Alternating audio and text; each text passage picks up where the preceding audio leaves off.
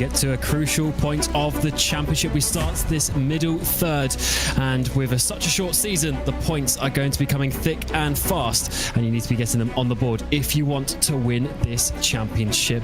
It, of course, is the Bohlin Svenska Eracingligan's Oval Series. We're back for round number 3, and what a start to the season it has been so far, with a bit of a mix-up and a shake-up of the order from what we've seen in the last couple of years.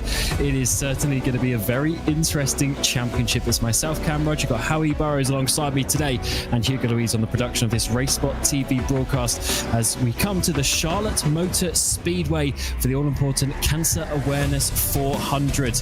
And the drivers are, of course, at this important point of the season, as I say, as we get towards the midpoint. We've been to Daytona, we've been to Chicagoland. Tonight, we are here at Charlotte Motor Speedway, generally a driver favorite around here as well. We have a few interesting tracks coming up. We go to Phoenix in Iowa, a couple of short tracks, and of course a double header at Iowa as well, before we get to the tricky triangle at Pocono for rounds 6. And round 7 is going to be Las Vegas, just before Christmas, where we will crown our champion.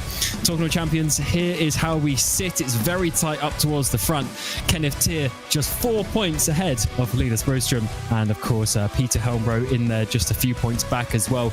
And then behind there is so close. We've got Araton, Lindoff, Bohlin. You have to wait till P8 for Jesper Eriksson, who interestingly is behind Marcus Stiller, who always starts at the back. He never does qualifying, always starts at the back, and he is ahead of your reigning champion, just showing you how much of a mix-up this championship has been so far. Season 8 of this great championship. It is going to be a whole load of fun, and I'm really looking forward actually to see what Jesper Eriksson could do to try and turn around his season. We come into the qualifying session. Oliver Bohlin is looking strong up towards the front. He's made some big positions in the from the previous race as well, after winning back at Chicagoland. He had a terrible first round of the season, but he and his team, Polski Logistics, they've really turned things around after getting that win, and Broström was up there on the podium last time as well. Let's see what they can do here at Charlotte. And Howie, obviously bringing you into this championship, it's been a whole load of fun, and I know you've been trying to keep up with it as best you can as well. How excited are you for today's race? Well, I've been looking at the compressed schedule going into this season. Obviously, they've got a big variety of tracks, and if you think you're a master of those 1.5-mile tracks, this is one of the last chances you're going to have in a very long time until the finale to prove it one more time up to Chicagoland. But Charlotte is brutal and difficult, almost no space around there, and I always dread the exit of turn 4, straight into that wall, ready to greet me. I've seen a few drivers graze that in practice already. It can really catch you out in a very long race around here. It really wears you down, this track. Indeed, 167 laps of action. We have the stage caution at lap number 70 as well. We're expecting fuel to be about 55 to 60 laps.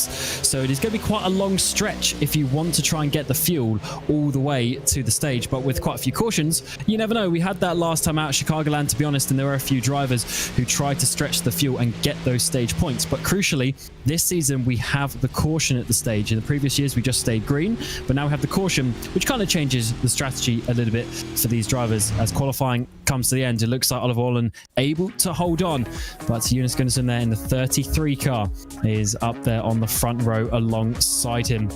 Very interesting one indeed, because we don't really have any of the Alcantech cars here apart from Gunnarsson, but it was Alcantech 3 cars in the top 4 at this race last season. So Oliver Bohlin is on the pole for Polski Logistics, and then Gunnarsson is in second place. Fagerberg and Erling are on your second row with Lundberg and Bulka. So a few different drivers up there to the front, just a continuation of what we've been seeing so far this season. Robert Eriksson is there in 7th with Gantz, Håkan Schott and Tony Uvenen inside your top 10. Uvenen having a solid run last time out at Chicagoland. Broström and Helmbro, some of the best drivers in this championship, down then P11 and 12 in such a tight and very tricky qualifying session here tonight.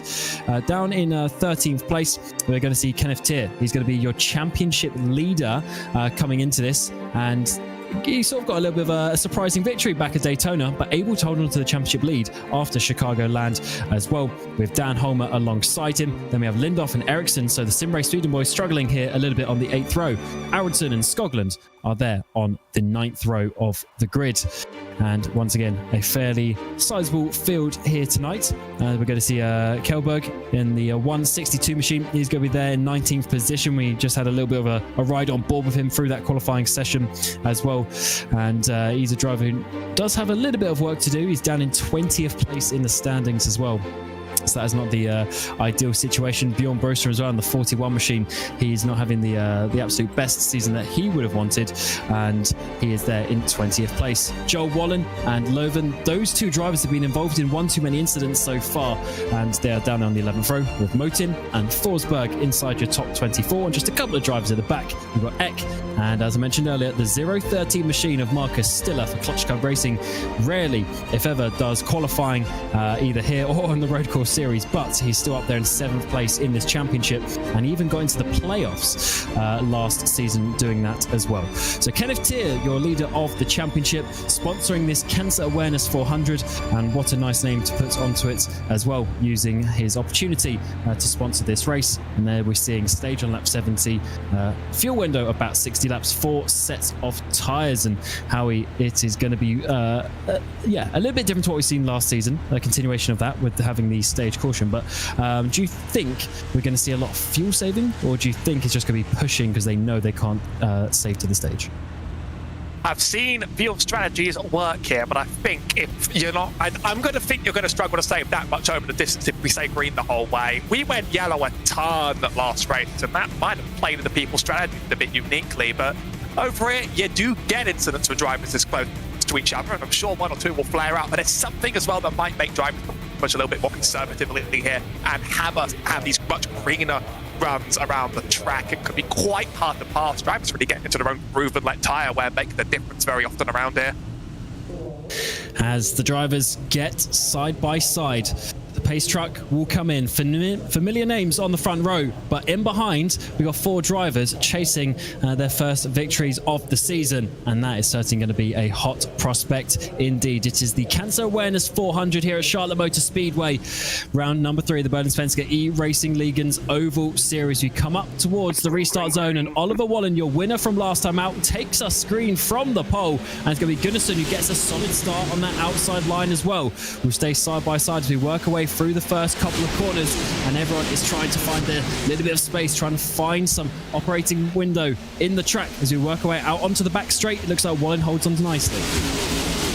Multiple lanes are going to come alive over the race distance. There's usually just about space to run it to. I'm curious to see what drivers are doing early in the run. A lot more choosing to stay low or near the middle when they're not forced too wide side by side. Up near the front, Lars Balkan almost pushing up outside of line now. I thought he was going to go for something quite dramatic. He stays in place and no one around right now. We're running green.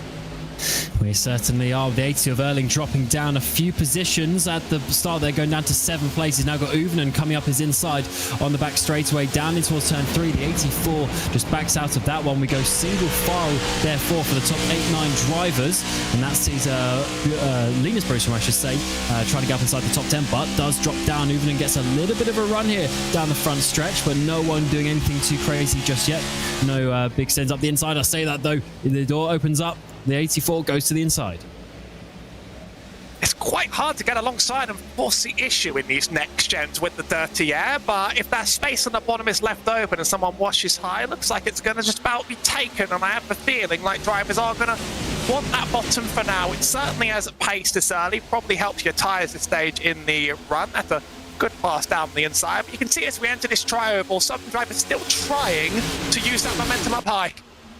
And we are going to see a decent amount of drop-off in the first 20 laps or so. So that's something to note if we stay green for a long time. Already those laps will count down very quickly indeed. Broström jumping up a couple places into P9 now as Gantz is there in the 38. He's got quite a few of the Sim Race Sweden cars in behind him, both the main team and the junior team there on the white car on the inside line, but not quite enough to make a move. That is a shot in the 101. He's in the white car. Then we've got Ericsson is in there. Dan Holmer as well. Holmer's won this race before a couple of years ago. so he knows how to win around this circuit. And there is the 8 of Lindhoff on the high line. He's got his teammate following him. Quite steep banking around here, and he's just going to get in front of Helmbro, who's still trying to make the inside line work. Little bit of contact there, just further back on the corner exit. Drivers all washing up quite a bit, but this pack staying very compressed. We're not really seeing any real run away from anywhere in this pack at all. Every gap somewhere within 3 tenths to 4 tenths, and pretty much not growing from there. Everybody staying very, very compressed. A few breaks between ahead of 8 and 9, I'd say. But other than that, we've stayed very, very close for the opening of this race. And that's good. We're getting a little bit of a green flag run here at the start.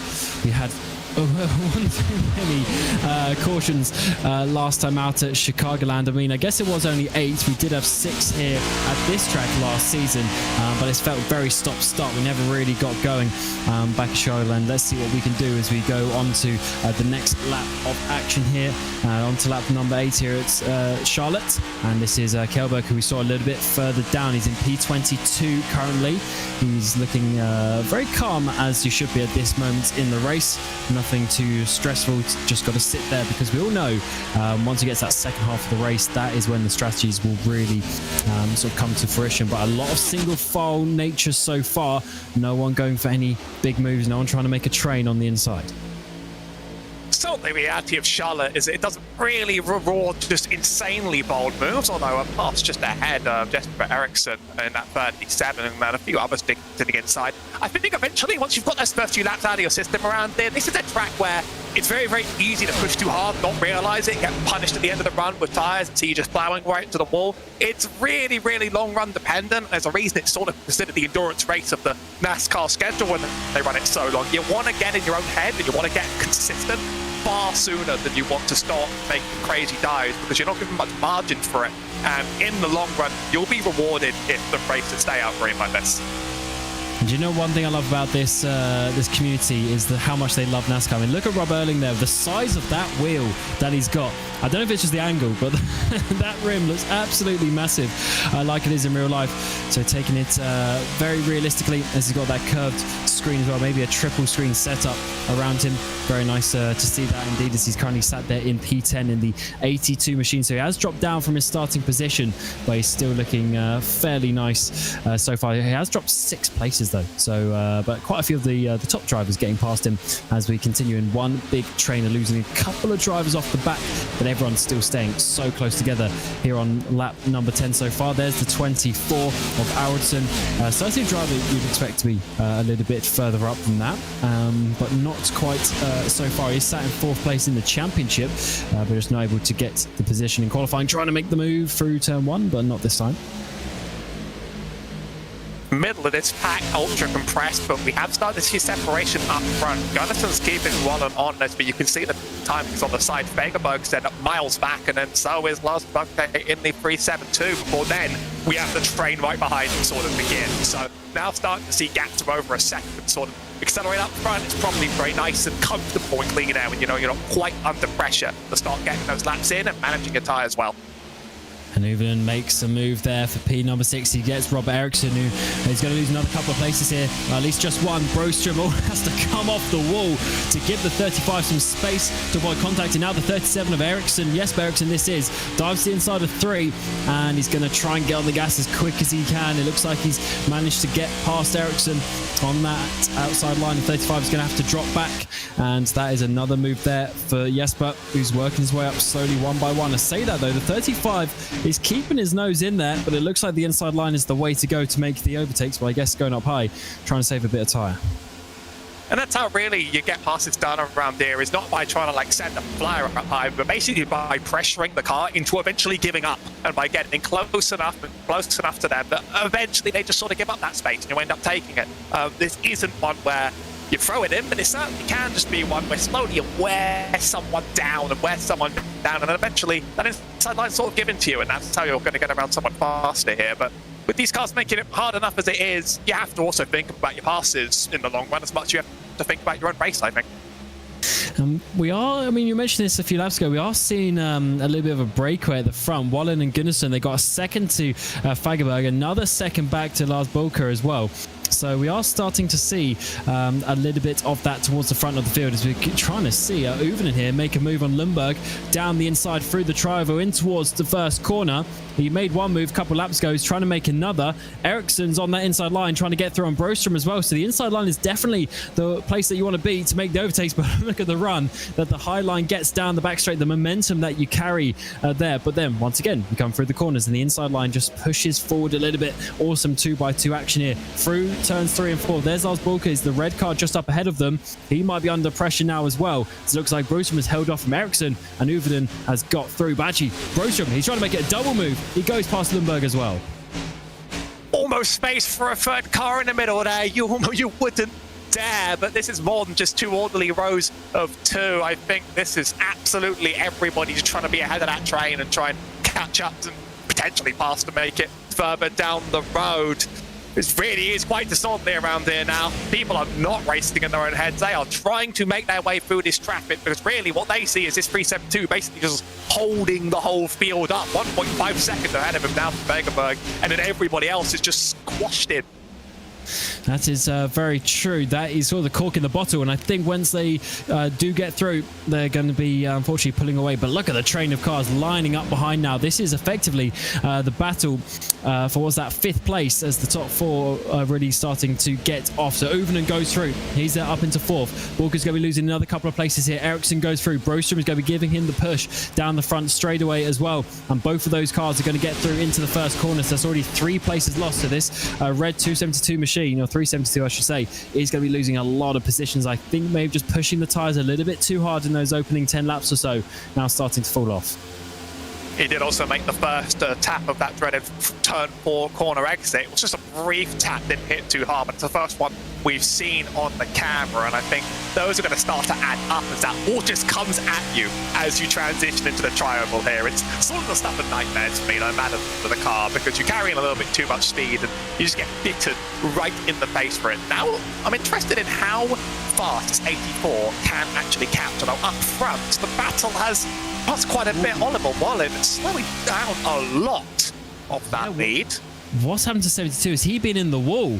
So not only has he lost the lead, he's lost the 2nd place, he's down into 3rd, and he's lost quite a bit of time. There must have been some sort of contact. There's no other reason why on track like this he would slow down that much. So that is not good for your race winner last time, your pole sitter, your leader for the opening 19 laps of this race. But as we go on to lap 20, he's now down to 3rd.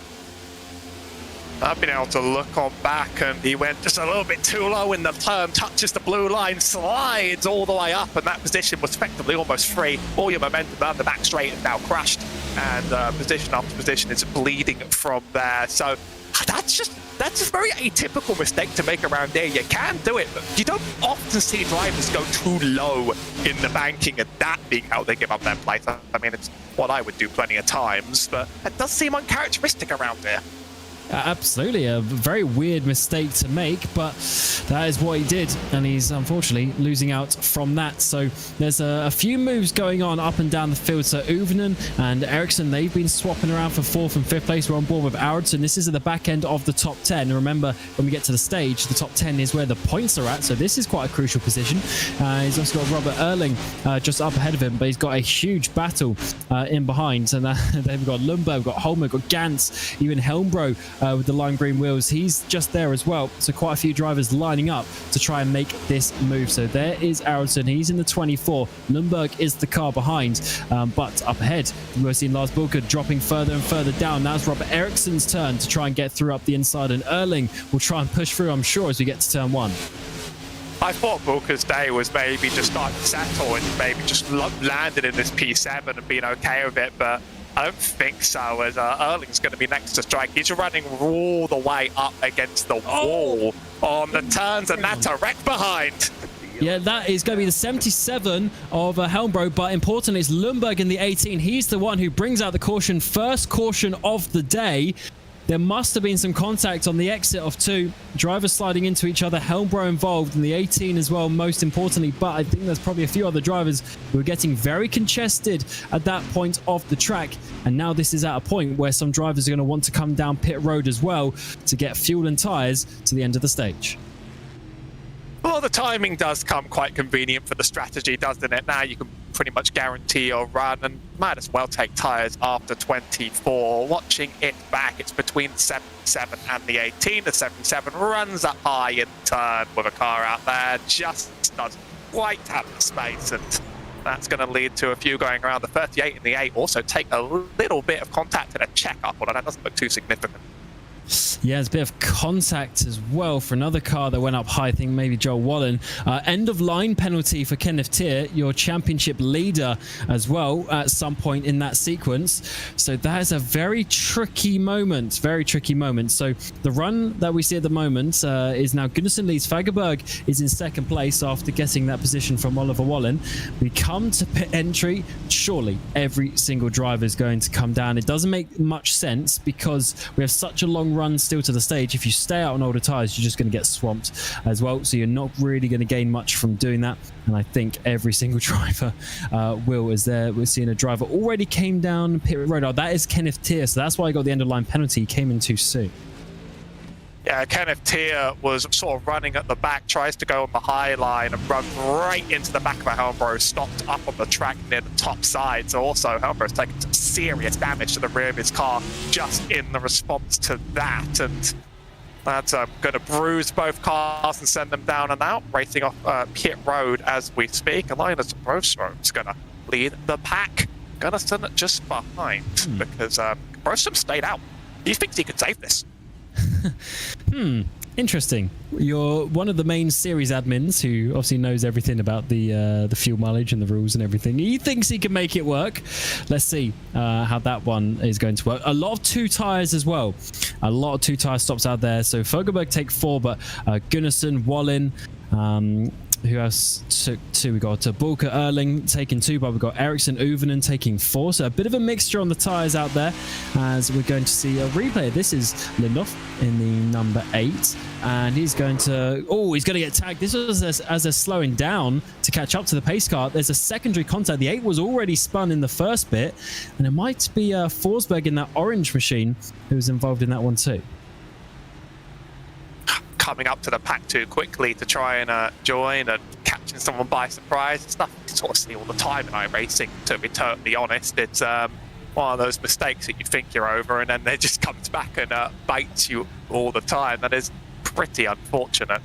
Driver's back out on the 1 to green though, and what does Brostrom think he's going to do to save the whole way and also not take any tyres in the process? If passing here is hard enough, but like you can hold enough positions to get enough stage points and you can save fuel in the pack, then he can go ahead. But that's a lot of questions to be asked at once of someone, I think. You'd say he'd know best. He's started 11th, had sort of gained track position through this, but I still think it's unusual.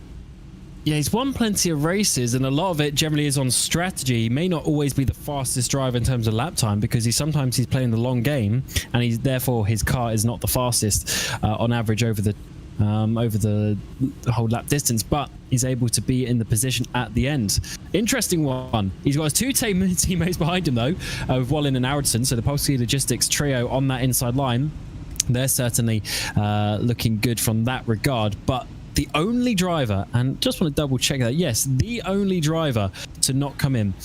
That is a big shout for the 71. The stage is a lap 70, so he's got quite a long time to hold on. Maybe he's hoping there's going to be more cautions, and therefore everyone else will basically just be stuck under the caution, not able to overtake during those laps. We'll have to see as we come on to lap 27. It's the Cancer Awareness 400, and we're going to be getting underway once more. The 71. Linus Brustrom gets a push from his teammate, but he actually has opens up a little bit of a gap. Does Gunnarsson want to drop down and get in between Aronson? I don't think he's going to do so. He's going to stay on that mid-line. So the Polski Logistics trio are going to try and lead this as we come on to the back straight for another time of asking. The good news for Brustrom is going to be a bit lighter, but he's on way older tyres. He's going to be about a second off the pace, in theory, compared to the other drivers. We got the launch for now. We're going to see how the pack sort of accordions back up. Gunnarsson really not with a good restart here. He's under threat from Jesper Eriksson as well, just behind, who would force space if there was, and that takes a different line on the high side. Gunnarson's doing okay in the middle of the track there, and Wallen in the way, might actually go down to the bottom and try and force this pass. He is just about alongside enough to force Bohlin up the track here. And that means he could get that position back, but there's something just on the slower side and up on the top side. Jesper Ericsson is fast and clears them both. Wow, what a move. 3 wide, he made it. A bit of risk, but the reward came as he was able to jump up into for about 5th into 2nd place. Gunnarsson goes through as well, so this is not so good for the Polski Logistics as Ericsson, who didn't have a great start, dropped back behind those 2 drivers as well. So Bohlin and his teammate battle as we come down in towards turn number 3. Uven is looking pretty racy on that, on the back of them. And as we go through the middle, look at that. This is the difference, I think, between 4 and 2 tyres out there. So being quite an important factor. And up towards the front, it's going to be Jesper Ericsson surely taking the lead. He's side by side in towards turn 1. This is 4 tyres compared to none for Broström, and he's going to be dropping further back as the stint goes on.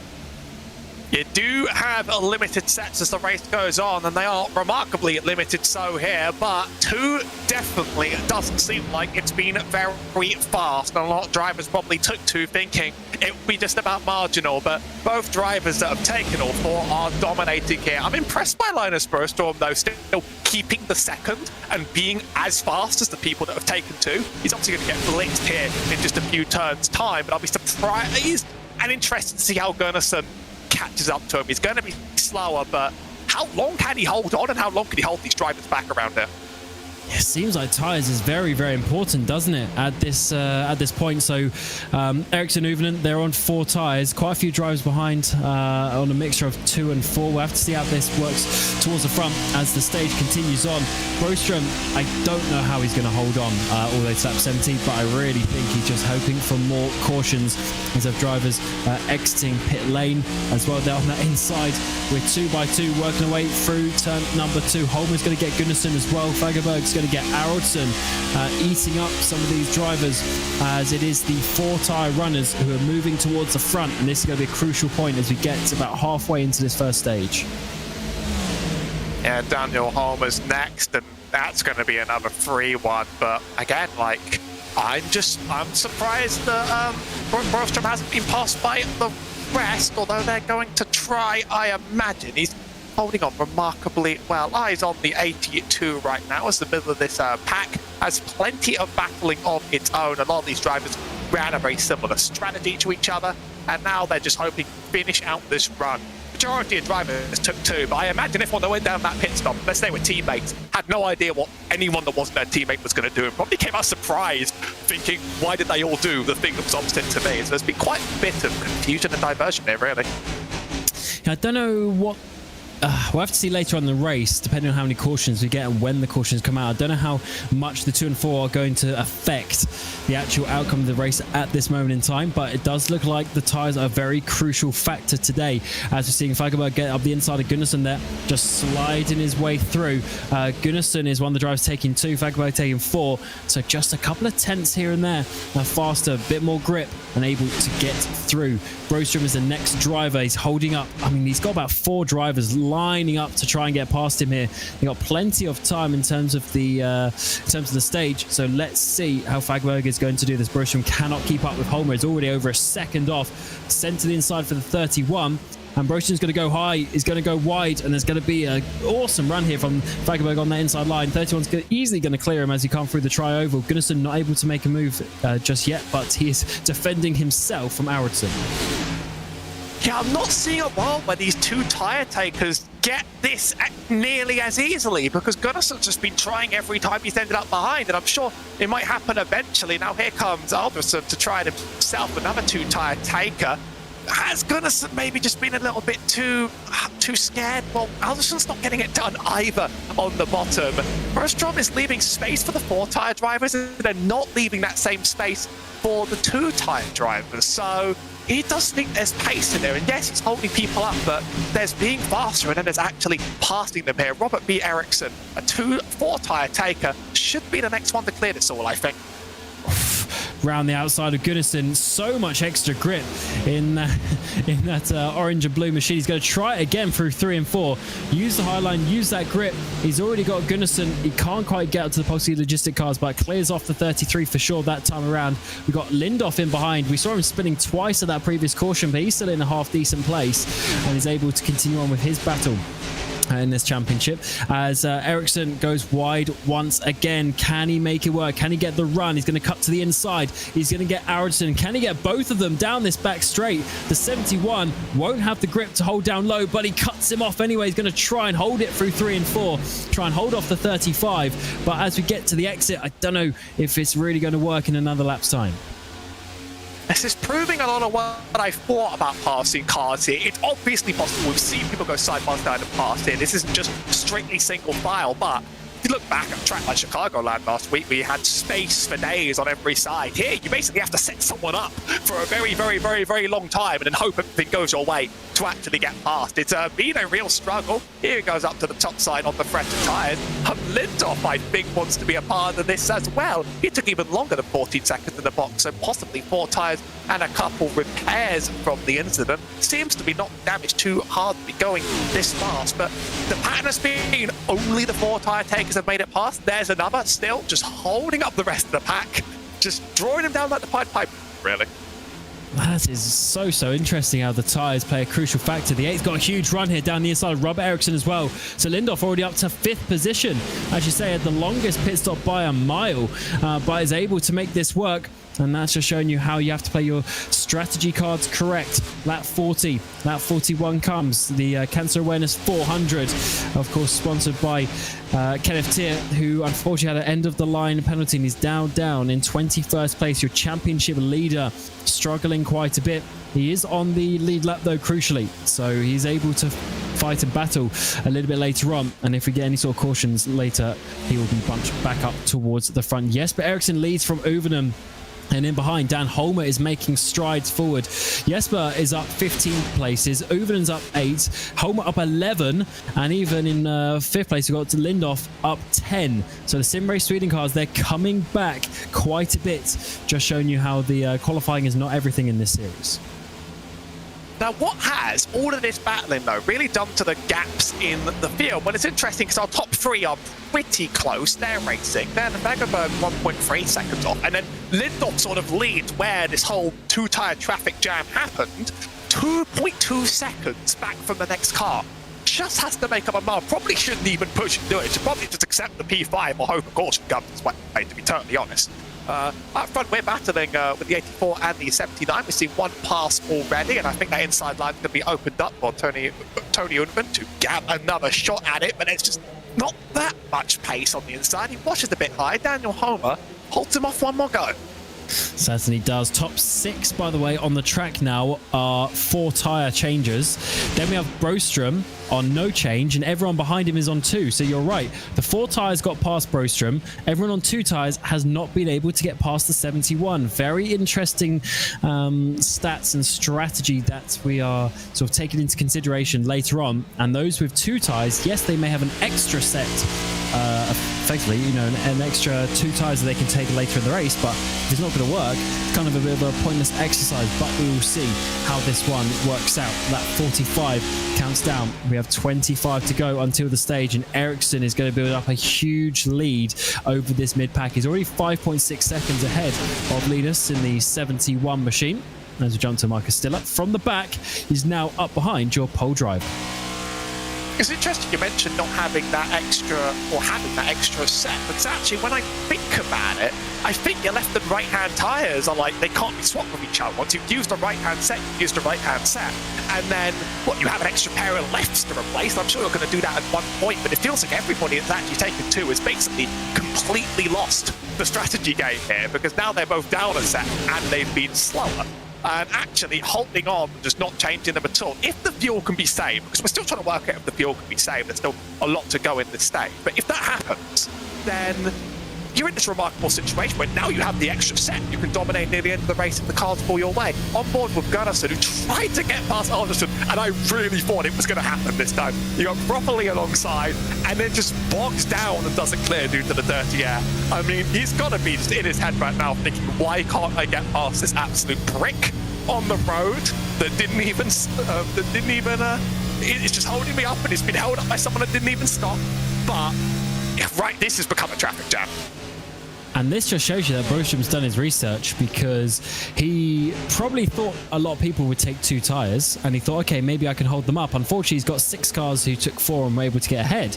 But if he's still able to get, what would that be? That'd be 4 stage points. That's still going to be a very interesting one indeed, as we're going to see a bit of a battle here, as we're seeing the drivers go side by side in towards the first corner. And this is Marcus Stiller trying to make a move. That is going to be Bohlin losing a place. That's P12. So Stiller gets that move done, and Bohlin, who's going to be dropping back. Just looking at the pit stop time, Bohlin had the shortest stop time out of anybody, and Stiller only about a second longer. So I think they're on the same strategy. Bohlin just not keeping the pace that he would have wanted. Now Hockenschott on the 101 for Sim Race Sweden is going to be getting past up the inside. So Bohlin losing 2 places in a lap here, unless he can hold on around the outside. That looks like a pass just about inevitable, as the drivers below 10, really, they're just sort of hoping to shorten their position for later, I think, just see what they've learned. You're not getting points outside this top 10, but for now, you are learning a lot about the strategies that worked and haven't, and also how to really manage yourself over a long run, because the next run, we've gone green very, very well, much better than last week, must say. And, the second stage, that's going to be really long, and that's going to force some more pit strategy. Here we have a little bit side by side again. So we're having little pockets of battling, but definitely a lot of this pack is spread out. And also see the timings up near the front. Most drivers near the front have spread out as well. So other than the Brostrom train, everything else is just very, very isolated. Indeed, as this is the 77 of Helmbro making the move on Lars Bulker. That is for 15th place. They're 12 seconds off. Both of those drivers just taking the 2 tyres. And basically it's a train of 2 tyre runners now. The only one in this train who's took 4 was Hockenschott on the 101 that we just saw overtaking Oliver Bohlin. He's not made the moves that his Sim Race Sweden teammates were able to do so as well. As we're seeing Gunnarsson and Aronson make some moves here in towards 3 and 4, almost a little bit of contact on the exit. And now is this Gunnarsson making a run, trying to get past Brostrom. Finally, again, no 2 tyre runners have been able to get past Linus Brostrom, but maybe this is the opportunity for the 33.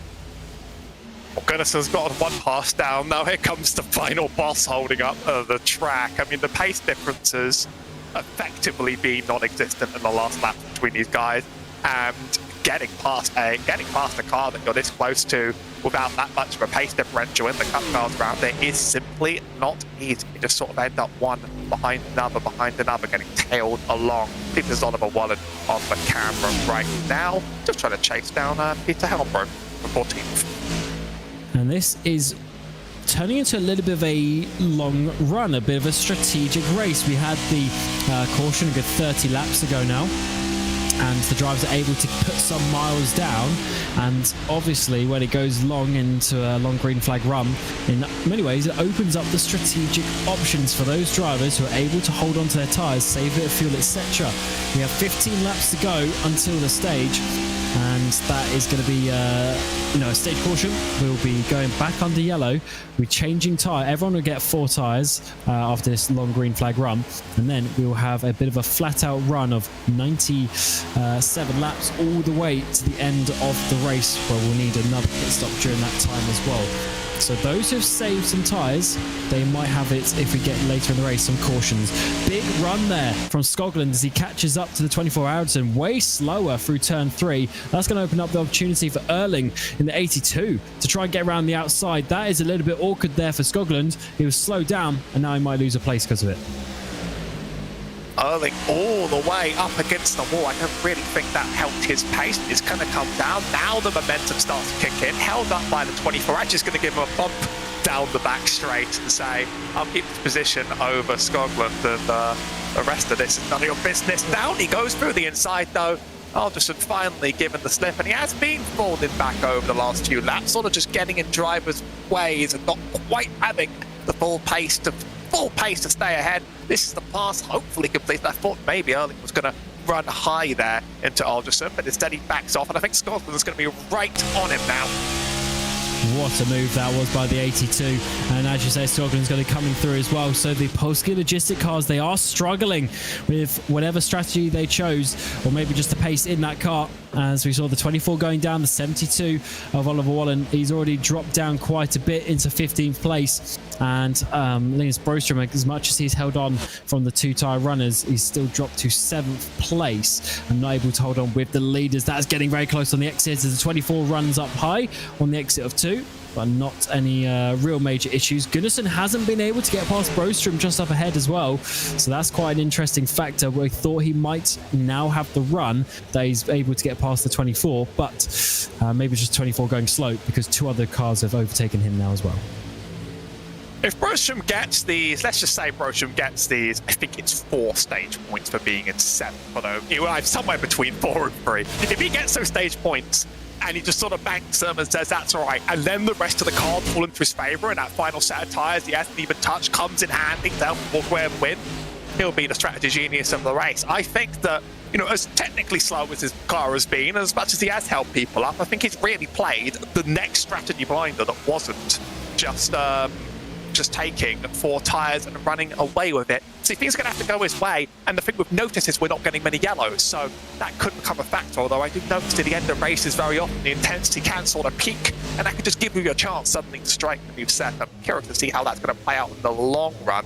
The battle between the 82 and the 83, still very fresh though, just behind, as now we're starting to see who's worn into the tyres they have a little bit too much.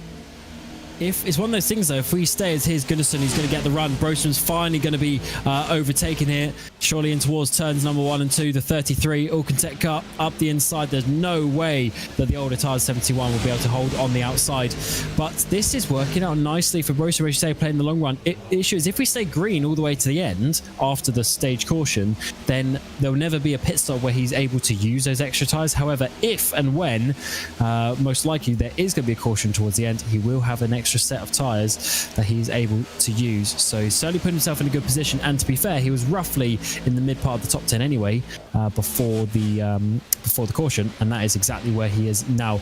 Lap 61, Ericsson still leads. They got a big gap with Holmer, both those two running off. Big gap behind now to Uvenum, who is actually starting to be closed down by Fagerberg. So Uvenum might not be sorted for that P3. So still quite a few positions to be had in this final 8 laps of the stage. Strategy though, Eric Lundberg ran into the pits, took 4 tyres under green, took himself 2 laps down. I thought maybe that's a strategy play, and he's just come into the pit lane again and eaten a black flag on pit entry this time. So I'm not sure what's going on over there, but just before then, he just made a green flag pit stop. But I thought maybe he was doing something. They're going 2 down the help. Here's about P3, Fagerberg right on the rear of the 84 and almost unsettling them just with the air. That's what these next-gen cars could do a lot, just interfere so much other cars by being near them. That effect is going to cycle him up into P3. But between these top drivers, obviously they took the same strategy, but some might have overburned their tyres just a little bit more than others as we approach the end of the stage, and are now going to see easy pickings and a few easy positions. And it does seem that way, doesn't it? The drivers who are able to hold on a little bit to the tyre. It does look like the tyres are going to be a big talking factor here tonight at Charlotte. Round number 3 of the Bohlin Svenska Eracingligan's Oval Series of Cancer Awareness 400. And oh my word, Lundberg, he's got another one. Black flag again for the number 18. He's struggling out there. He was involved in that first caution some 40 laps ago now, and his race is going from bad to worse. He's going to be many, many laps down, and it's going to take him a long, long time, if at all, to get back from that one. There's going to have to be quite a few cautions, so his day is basically done. He's already struggling a little bit in the championship as well, down in 13th place. So not the way that he would have wanted his season to start in these first 3 races. I'm not sure what's happened to Lundberg. It looks as if he disconnected iRacing, cleared the flag, and then when he reconnected iRacing, just dropped it back like, don't forget about this. It looks like no matter what, he's having some sort of problems that are rendering him down and out of today. He's disconnected from the lobby now, losing all the laps. Not the greatest day to have on a championship you're struggling with, let me put it like that. But these things do sometimes happen, and maybe that pit stop was forced by factors out of his control. This is a battle for that one remaining stage point. Marcus Stiller really looking to push it up, and here comes a flood of drivers into pit lane to actually try and take that pit stop before we close the pits. And this makes sense because Linus, obviously, he didn't stop, so fuel was a bit of an issue. So that's a shame he's not been able to get to the stage. I kind of forgot about that. I was assuming he was going to be able to make it, but he is 5 laps short, and that is a shame for him in terms of stage points. But it puts him in such a good position to try and get, you know, the rub of the green later on with saving that set of tyres. Side by side we go with Marcus Stiller. This is actually for P9 now, as Skoglund has jumped up due to the fact of the pit stop, and Stiller is going to be able to get that move up the inside in towards the first corner. Lap 67, just a couple of laps remain before we get to that stage. But no, Skoglund, the 83, holds it on that outside line. Stiller started 26, but he's going to come out of here with stage points if nothing goes horribly wrong, whether it's 9th or 10th, running very close to Skoglund on that high side, trying to disrupt him down the straight. Seems to have a line that's been advantageous for a lot of the first half of this race. Not on many races on Charlotte, the top starts to come alive eventually. Clears out onto the tri-oval to start lap 68, but with a few more to go, he might not go unchallenged here if he doesn't hold that bottom precisely. Certainly, this is such a close battle. The final couple of points, this could be crucial for some of these drivers as well, with just how short the championship is. We're not going to get the big spread of points, as that is a bit of a run for Hoggenschott. He's already got some big damage on the front of that. He's trying to push Skoglund up towards the line. Lap 69 we're on, just a lap to go, and then Jesper Eriksson will be taking another stage victory in this championship. The reigning champion is coming back, struggled in qualifying, but he did a strategy blinder, and now he's leading with his teammate following him in behind as well. But the points, we're in the top 10, get the stage points, and then the caution will come out in towards turns 3 and 4. It's going to be a big send to the inside. We are on to lap 70 now for the leader as he works his way onto the back straight. The 37 took the 4 tyres at the stage. Just 5 other drivers did so, but it's worked out perfectly. He's massively ahead of the field, up 15 places, and as he comes around the final corner, he will be your stage winner here at Charlotte. The caution will come out, we'll bunch everyone back up, and we'll go racing once more for the second half of the race. Holm will be second, Fagerberg in third place, Uvenum in behind. But who is going to get the final point? It looks like Skoglund is just going to hold on to that. So Marcus Stiller from the back will be getting a couple of points, and then Skoglund gets the last one. Hockenschott missing out with Peter Helmbro. The caution comes out, and we'll take an opportunity. We'll take a break here, and when we come back, we'll get going for the final and second part of the Cancer Awareness 400.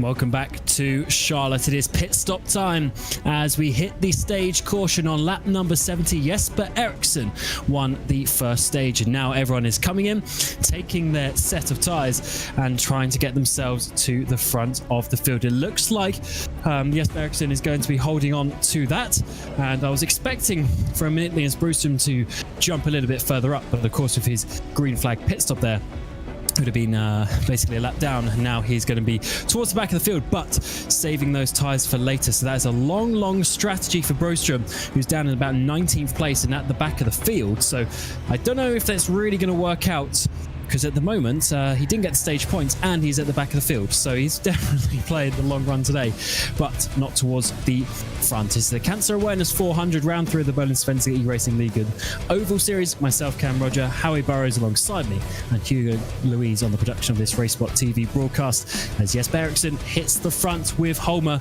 And Howie, it was certainly a dominant performance from the Sim Race Sweden boys there, taking 4 tyres and taking a 1-2.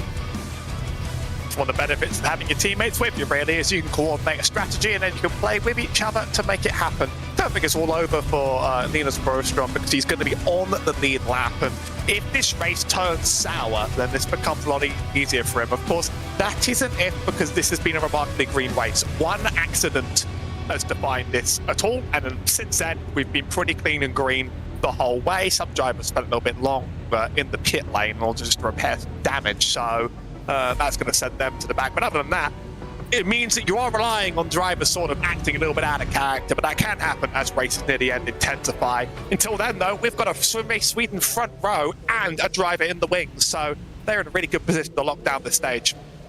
Yeah, this is looking very good, but now we're effectively going to be green to the end. There's only one stage in this championship, and that has been had at number 70. So we are going all the way to the end, just over 90 laps of action coming your way. If we stay green, well, either way, green or not, we still need another pit stop.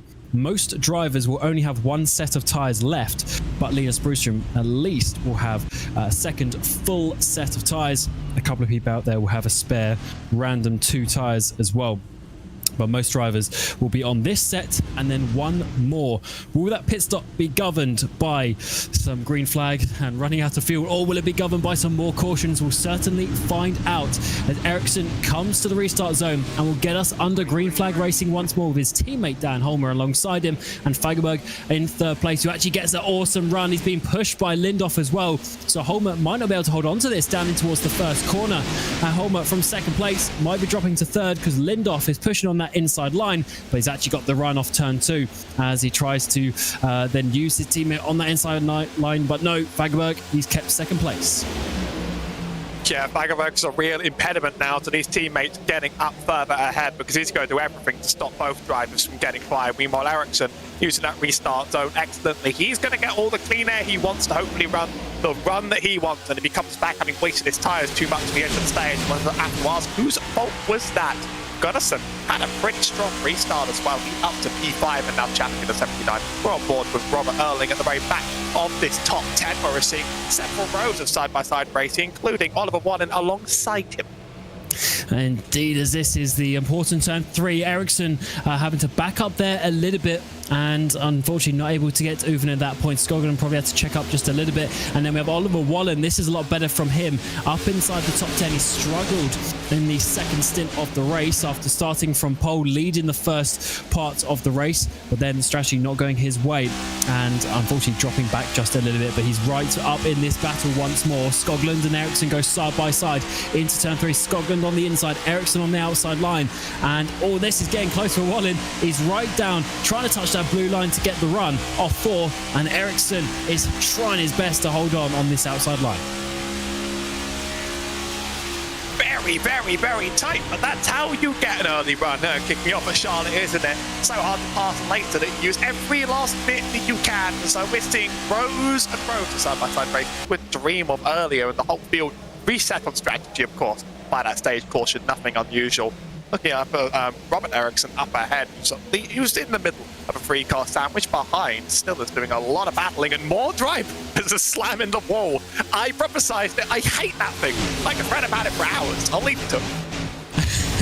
Yeah, so it's a tricky corner as you try and keep the momentum going onto the front stretch, but it just pinches you on the exit, and a lot of drivers there, 3, 4, 5 drivers it was, just scuffing the wall on the outside. There's Marcus still in the 0-13 from the back, able to get a point or 2 points even in the stage, but he's now dropped back to 13th place, and he's trying to battle in the midfield, but it's so one line at this moment in time. Just have to have a little bit of patience. Now towards the front, Lindorf gets Fagerberg for second place. It's Dan Holmer who's actually dropped back. Gunnarsson's got him as well, but Lindorf making moves. So Simrace Sweden trying to take control at the front. If he can get past Fagerberg, then that makes the 1-2 sort of start working for the team. I mean, Holmer hasn't had a particularly good run, and Gunnarsson's been charging up there. Now he gets alongside. Fagerberg's slow, and I think it's going to give it up to Gunnarsson as well. And there might be space on the bottom for Gunnarsson to force his way in and disrupt this team. Not quite doesn't have the run, but Fagerberg just slowed, like, just slow to a crawl and might get taken by Holmer now. I think this has been a bit of a disastrous few turns. I'm impressed by Gunnarsson's restart. He did start P2, surrounded by drivers that started in a double digit at this point, but he's showing pace with this field reset. Indeed, had a tricky mid part of that of the first stage. Unfortunately, only taking 2 tyres, got stuck behind Broström for a long time, but now he's going to be stuck behind Lindorf. Ericsson is going away quite a bit. 0.8 of a second is the gap, and Fagerberg not able to come back. All in the background, Rob Ericsson having a bit of a slide off too. Wonder if that was on his own or maybe a little bit of contact, but a lot of drivers going past. He's dropping down massively. He's going to be about P15 by the time he gets going again. That was Oliver Bohlin, actually ran into the back of him in the turn. Does apologise on the mic, by the way, as there was a little bit of a... But I noticed that Stiller just sort of flew up by the inside. Just thought, I'll take all these places from all these people that checked up. Thank you very much. So thankfully, we keep that one green and we keep the car pointed in one place, but that's been quite the shake-up in the middle. Now, down to the bottom, the 84, very good run, and might make Fagerberg today even worse. Not quite yet. Doesn't get the run in mid-corner. If you're not that much faster in the mid-corner, you end up getting beaten on the outside, and as more and more rubber goes on down to the outside line, it becomes better and better as the run progresses here at Charlotte very often. And this is going to be an interesting one for 31 because everyone's on the same strategy at this point. So this is just he's a little bit slower. Gunnarsson going for second place down the inside in towards turn 3. Lindorf goes high. The 33 does get second place on the tower, but is it enough on the outside line? Because we know you get the momentum as you go down the straight. So the 8 does go back ahead for now, but the 33 is coming alive in this race. And Ericsson hasn't pulled away much in the last couple of laps. That gap is definitely staying the same. So Gunnarsson still has his eyes on yet another race victory. And of course, he was a champion a couple of years ago, but needs to try and chase down the reigning champion in this race. Now, there's obviously an extent to which you don't want to waste all of your time and all of your tyre trying to get past someone before the pit stop that's inevitable in the stage. You're not going to make it through all the way to the end if it stays green, and you're not quite going to be able to think you can fuel save it either. So that's going to be necessary, and you don't want to use everything if it becomes clear you're not going to get past someone because you're in an next-gen at Charlotte.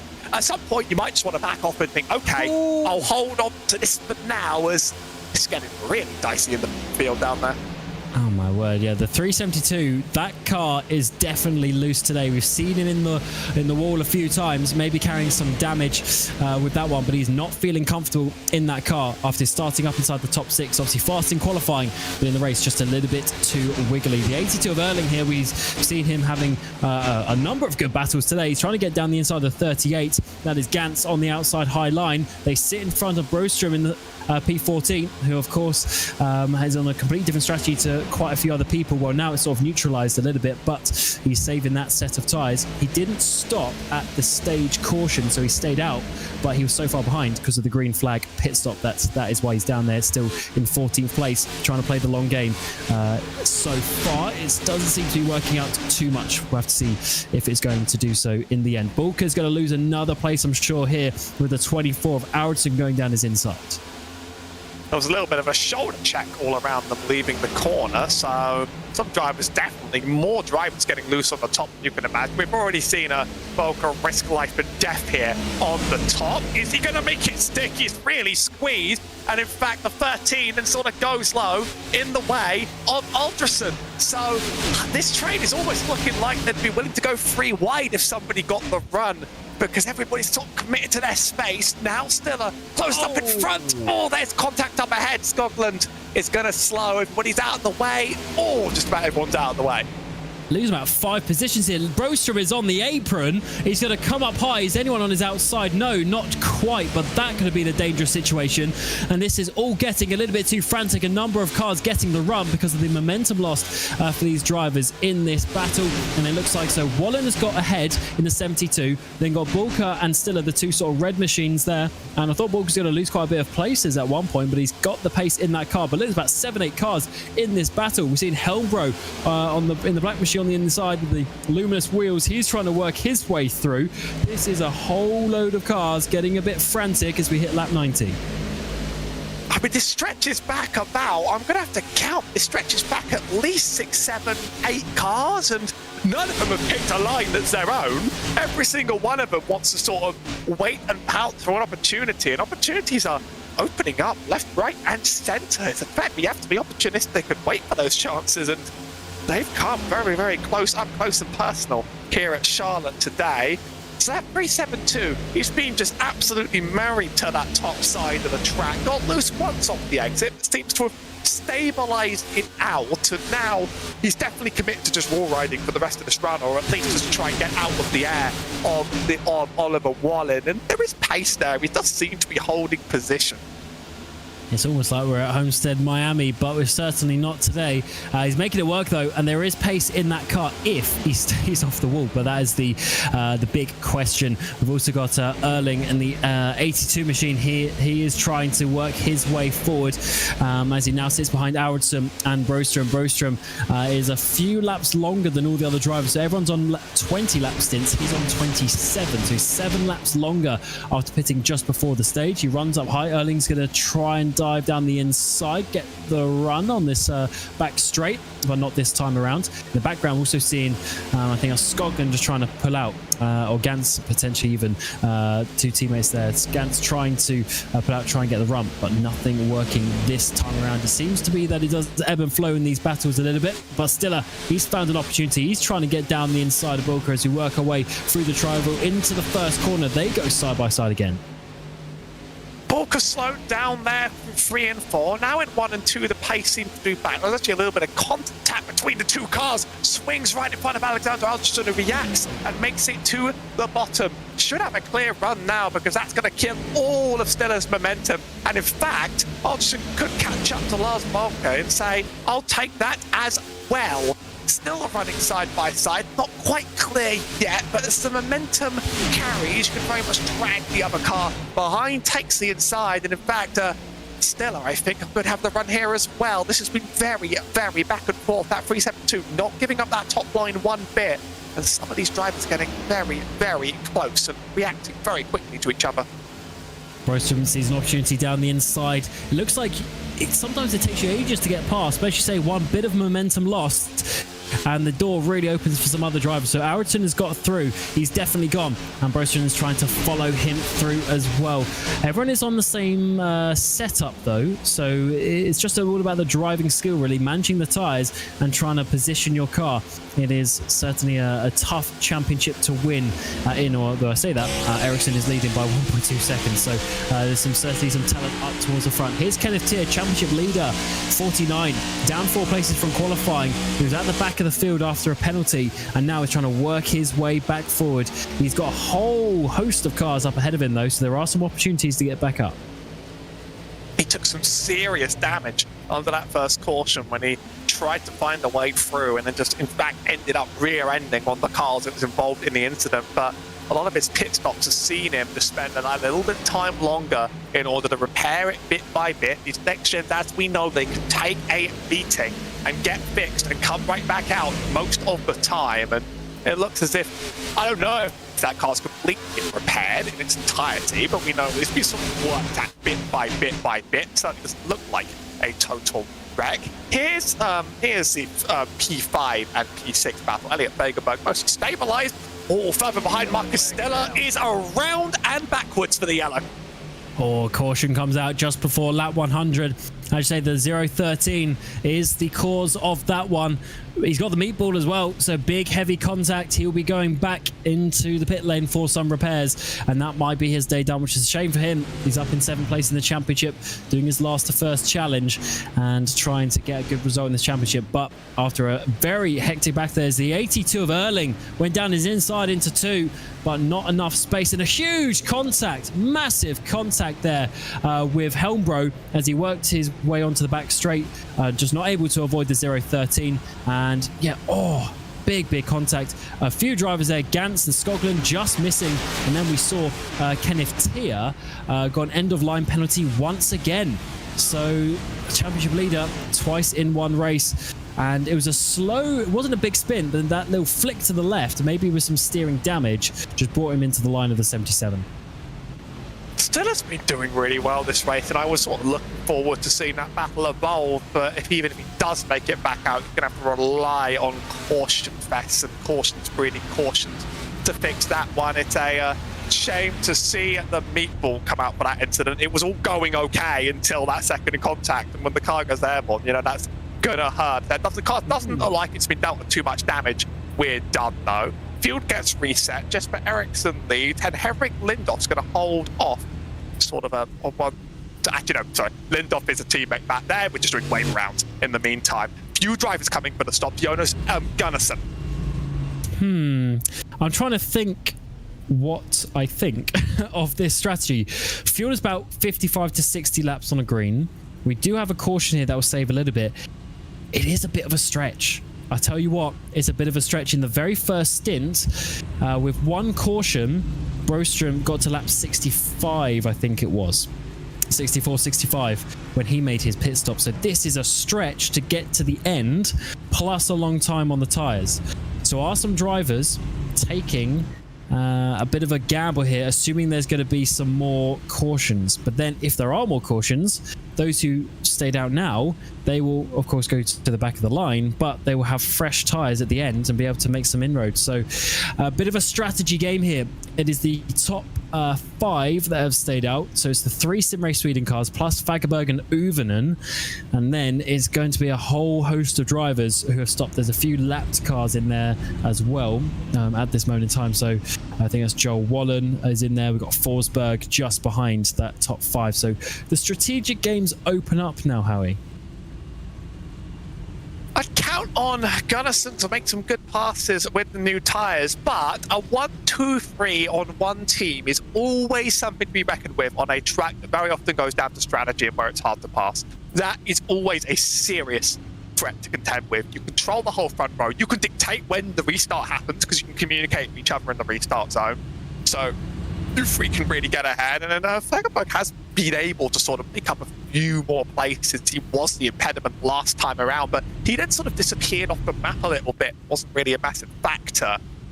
If he's going to have to strike really hard to get around this wall, to me this looks like an absolute brick wall, and this is one of the benefits of having those recognisable teammates that you run with. Indeed, and it's good that the teammates are working together. Of course, they'll be in contact verbally throughout the race. That is one benefit of sim racing compared to real life. You can have literally a direct Discord call with your teammates as you work your way through the race. Just having a couple of drivers drop towards the back there. I said about Wallen and Forsberg, they dropped to the back of those on the lead lap. And we're going to be coming back to green flag racing. It's going to be lap 102. Ericsson, who's led for a long time now, basically since that first caution on about lap 25 or so. Once that got going again, give him a few laps, and he's led the race from that moment with his 4 fresh tyres. He didn't stop this time around though. So the top 5 are going to be on older tyres. They're about halfway through the stint so far, so they are going to have to come in again before the end of the race. Question marks from those behind. The Cancer Awareness 400 to the Get Back Green once again, with Jesper Eriksson, the 37 machine, taking us to the green flag, and there's a good start from him as well. His teammates in behind of Lindhoff and Holmer going to be backing him up nicely as we work away through the first couple of corners. Bohlin making some moves already as you go 3 wide for a second there through turns number 1 and 2. Fagerberg trying to get involved with Gunnarsson as he gets the inside down towards turn number 3, but not quite, as Bohlin actually effectively loses 2 places, but he goes high in turn 3. Alvaro repeatedly calling pitting in, by the way, so I'm not sure what's going on there. Could be some kind of a penalty. Bohlin was so close to other cars' business, I thought somebody was going to go around, the whole field was going to get wrecked, to be honest. It felt like there was a car on 2 of his corners, just like initiating 0x contact back and forth. Alexander Alderson thought he had the run going into this corner. Now he sort of gets it a bit on the exit. The top side's going to get better and better as the race goes on, I think. And slowly there's going to be more an advantage for playing momentum on the top side. Now it's time to see up front how far Gunnarsson could go on the new tyres, because he's up against the first in race Sweden driver, Daniel Holmer, alongside clearing. Definitely going to be fast right now, but how is it going to play into the long-run strategy? That's obviously the real question that SimRace Sweden drivers are hoping is going to come out in their favour. And let's see how long this green flag run is. Peter Helmro did come down pit road. He's got a long stop, so he must have had some damage that he was not able to fix during the caution period, so he continues on. And we also have Marcus Stiller down there as well. That's a big shame after getting the meatball that brought out that previous caution. Oliver Orland making the move on Dan Holmer as he worked our way through turns number 1 and 2. We've also got Bohlin just in there as well, trying to hold on after an up and down race so far from your pole sitter. He's been all over the shop, but he's now up in P number 4, and he's got his teammate just a couple of places back, trying to get the run on the outside of Dan Holmer, trying to make it stick, get the up and under. Holmer's going to be into the wall, so the 24 is going to get the inside line through the tri-oval and into the first corner. Is trying to hold it on that inside line, which seems to be very good for overtaking today. Of course, not much tyre difference between the drivers at this point, but the 24 makes the move. You ever get the feeling they just move that wall on the exit of turn 4 closer and closer to inconvenience you? There's someone out there, there's some force out there that I don't quite understand. These cars can take a little bit of a graze bit from time to time, though. They are plenty strong. We've seen some of that already in some of the contacts we've had. This SimRace Sweden group really started to break up. You know, I was expecting them not to have the pace on these tyres and going to be playing the long-run strategy, but I'm surprised that they're being cut into by the other teams and sort of separated and split, because that could mess with the team strategy you were playing. Now that 8 is going to get sent on the outside twice in a row by 2 more teammates trying to play their own game. As Broström here, he's now back on the same strategy as everyone else, but I believe he still has that spare set of tyres. We'll have to see if we ever get another caution if that is going to work, but he's played the long game and he's now back up into P5 as it stands and working his way forward. So the Polski Logistics have now got 3 in a row, 3rd, 4th and 5th. Gunnarsson has taken the lead as well, so Eriksson is not having an easy day at the front. The 33 showing a lot of speed. He got stuck a little bit, but now he's been let loose and he's out hitting the front. And Jesper Eriksson needs to try and respond, but he's got no teammates to help him. They're down in P7 and P8. Seems like Eriksson's the only driver that's been able to make any pace out of the no tyre stop here. I mean, the other 2 have really suffered because of it. Really, the game plan is that if you hold on to enough for long enough, it will pay out for you in the long run. Of course, some of the drivers are just dropping like rocks and they're just suffering right now. Big moves down the back straight just behind Jesper Eriksson there. As up on the high side, a little bit further back. That 8's getting swamped again. And Lars Bauke is going to take C3 wide there in the background, and that's Lindhoff in the middle, just sort of trying to make the most of it. But yeah, only really one driver has sort of held on to anything, and you want to have to hold on if you want the strategy to work later. And Lindhoff losing a couple of places. Bulker on the outside, Gantz on the inside. Lindhoff losing position to both of them as he worked his way through turn 4 on that previous lap. And yes, it seems like there's a big difference between 2 tyres, no tyres once again. But it's the reverse of what we saw earlier. It was the SimRace Sweden cars moving forward last time, but now they had the new tyres at one point, which means you can't, have all your sweeties at once. And unfortunately, they are now on the opposite side of the strategy, and they are losing time. They are losing positions, and they will be going going backwards, 55 to go at the line, so we can definitely get to the end from here. But the drivers, they already pitted 11 laps ago, so that is going to be a question mark. Whereas we definitely know that Ericsson and co, they need to stop again. So it's a strategy game to the end, and you never know how each one is going to work out depending on if and when a caution flies for the perfect time of each strategy.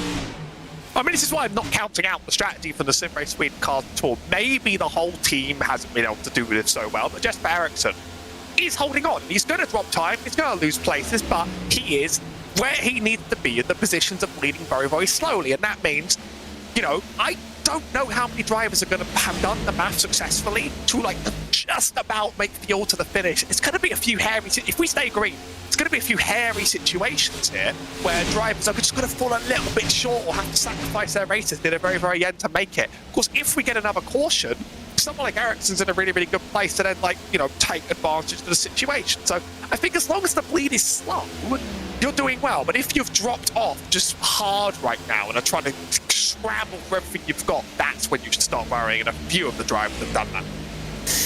Indeed, so we've had quite a few drivers already make their 3 pit stops, such as Gunnarsson, Bohlin, Aroldsson, who else? Gans, Bulka. All those drivers have taken their final set of tyres right now, and they're tight on fuel. Whereas the likes of Broström, Ericsson, obviously Lindhoff, Holmer, they do have an extra set of tyres left. So they're going to be fast at the end, and I think it's going to work out quite nicely for them.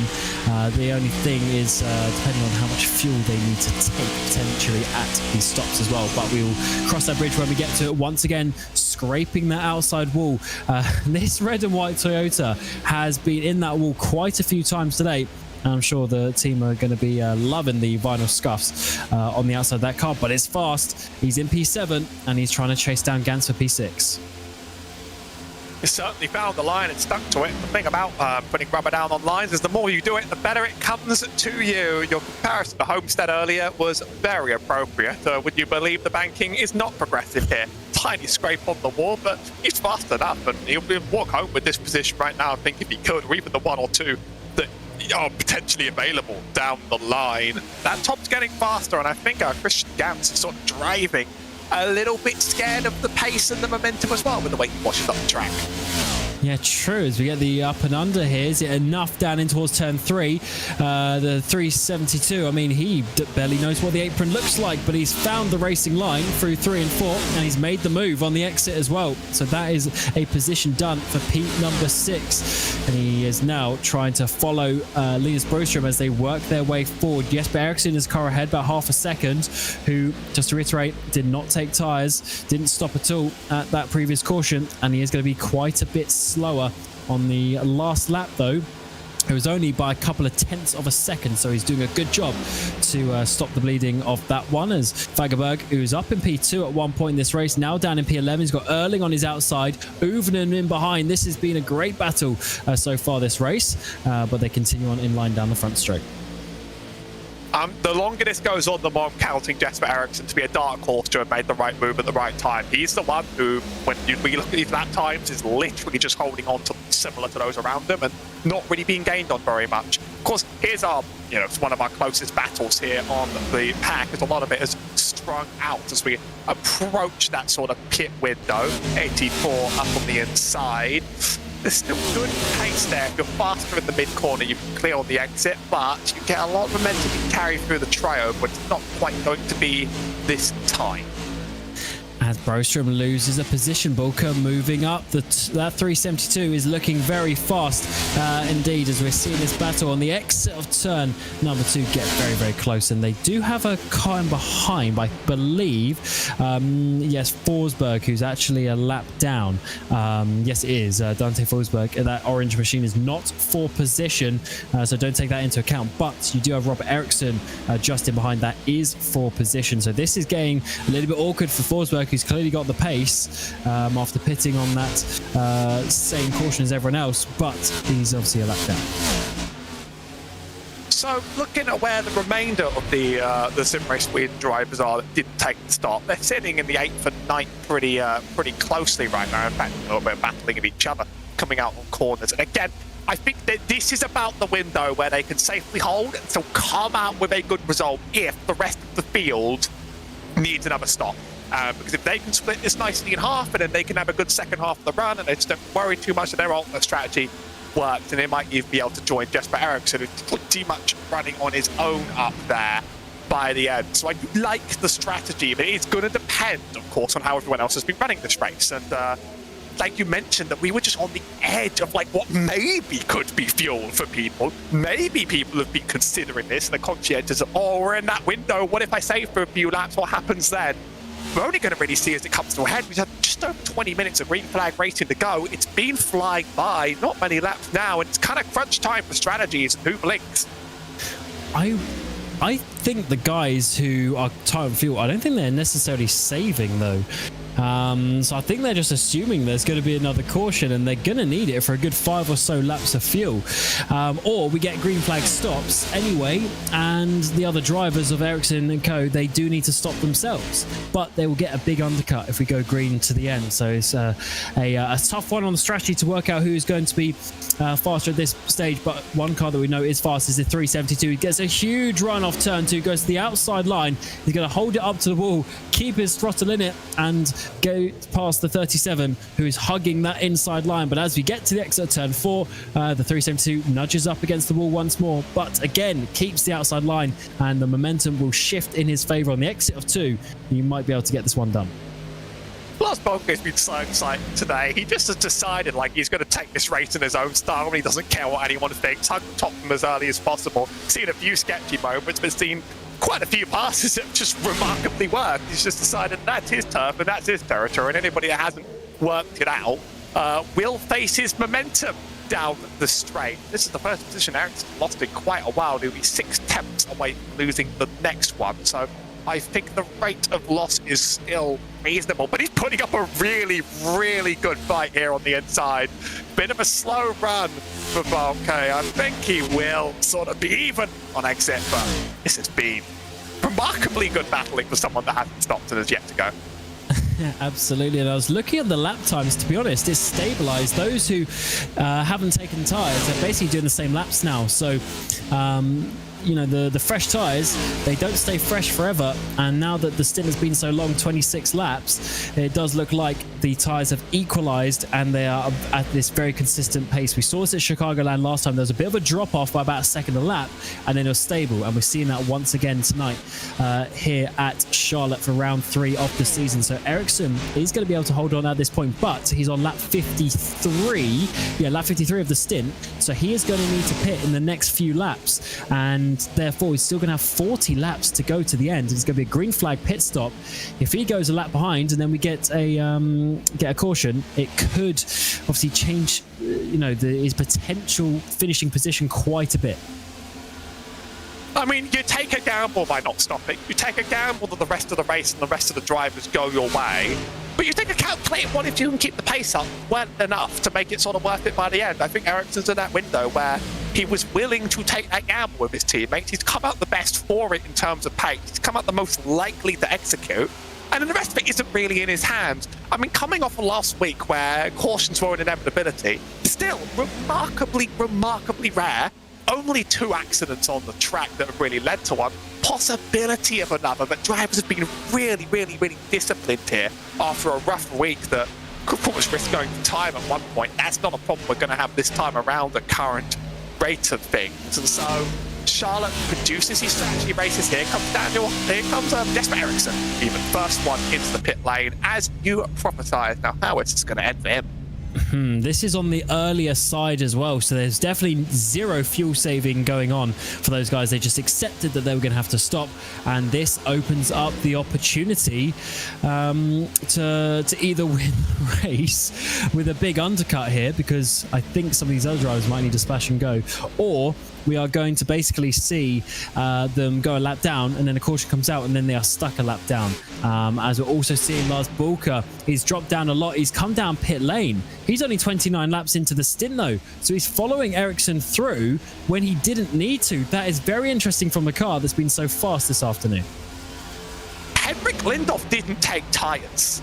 He literally just went in for fuel when he's left, and I thought he joined the rest on this tyre strat, and he's going to come out and that's really curious. He actually gets track position over Jesper Ericsson, but I have a feeling like he's going to be beaten as an inevitability very soon.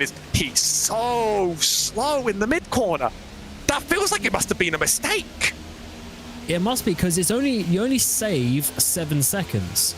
But you'll easily gain those 7 seconds with the new tyres, because they're going to be a second a lap quicker for at least 10 laps, if not more. So you're going to make those 7 seconds back. That is definitely a bit of a weird one. I think he's going to lose a lot of time here. And Ericsson has already got him, as we're seeing. This is an interesting one. Ericsson coming in as well. He's only on lap 31 of the stint.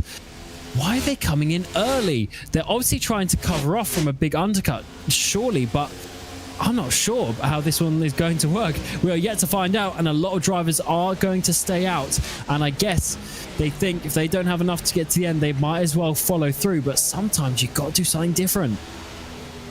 I like splitting stages almost in half, and it's almost in half. It's half like give or take 3-4 laps. I like doing that as my default if I don't know what else to do. So, but then some of them might just be thinking, just do the default, and then just, maybe...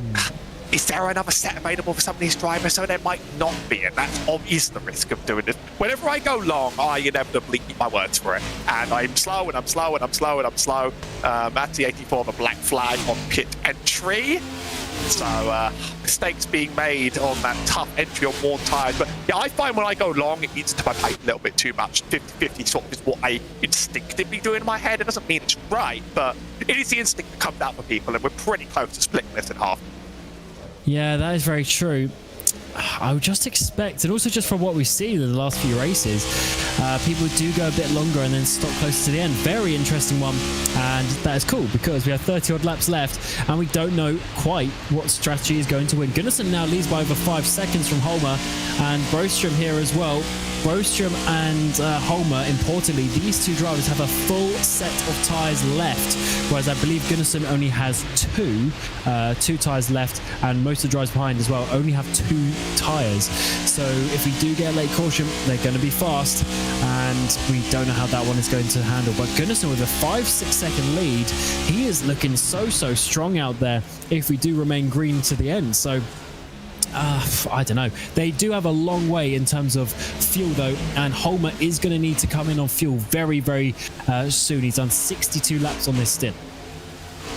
On my screen, I'm sort of watching how fast Lindorf takes these corners, and in short, so slowly, because it must have been an accident to maybe have left tyres unchecked or something if they were available. It makes me fear for the end of Gunnarsson's run. But in about 20 laps time, he's going to be sitting up here as well. And actually, do you really want to take those left-hand side tyres and then experience the wrath of a car with no balance? He's going to take fuel, but he's going to have to suffer this long run out of it. And meanwhile, I'm watching Jesper Ericsson fly around the track, and he's en route to get that lap back. Will he win the race as a result of it? I told you I thought it was a good strategy, and I feel like if things just keep going this way, it could be a real time for those who save those tyres that are making that stop now, because these cars are fast, and the drivers up front are running out on a track that is a tyre destroyer. And we still need 14 seconds for Ericsson to get on that lead lap though, so there's a long way to go, but in the 30 laps he's definitely going to make that up, you would assume, as Ericsson pushing his way through here. He is P9. He is also a lap down. He's just 8 tenths behind Jesper Ericsson. The meatball comes out for Skoglund, but no yellow flag, but there's some big damage on that car, as he obviously is coming down pit road for that. Also down pit road, is that Dan Holmer? Yes, it is. Dan Holmer comes down as he's done 65 laps on that stint. So actually, if he's done 65 laps, I think it's about 67 or so for Gunnarsson, or just about that. So it's going to be close. It's going to be close, but Gunnarsson's been going so fast out the front. I don't know if he's been saving fuel. He does have a gap that he can use if he wants to now, but actually Gunnarsson is coming down pit road, so he's already taken that fuel now, and as you say, splitting it a bit more evenly than waiting to the end. I just checked up on Scotland. They had some contact with the 162 that was running very slow on the bottom, likely out of pit lane. Tried to stay a bit too low on the track. Absolutely shoulder checks his right front, and I think completely might have just taken the top wheel off the car and ended his entire race. So the car did stay pointing forward. That's why we're still green, but ain't that a way to lose your way out of this race? So Gunnison in the pit lane. I mean, he did have right side tires. Did have right side tires to use. So that means he's out on the track, and the game really begins. I think Jesper Ericsson is going to really benefit from having had longer on these fresh tires. I don't think they're going to be dead by the end of the stint. I don't think 30 laps is enough to murder your tires when you have a driver that has about a 10-lap offset from you. So up front, this is a strategy game, but I'm still currently feeling Ericsson. I really am. I'm beginning to agree with you, because Gunnarson's a decent way back from Ericsson, and he's got 2 tyres where Ericsson had 4. So he's further back and he's slower to the end of the race. So I don't quite see how this is going to work out for Gunnarsson. I thought one of the whole points of them pitting at the time when they did, compared to Ericsson, was that they're going to try and save a stop, but in the end they haven't done so, and they've just given themselves worse tyre situation. Very interesting.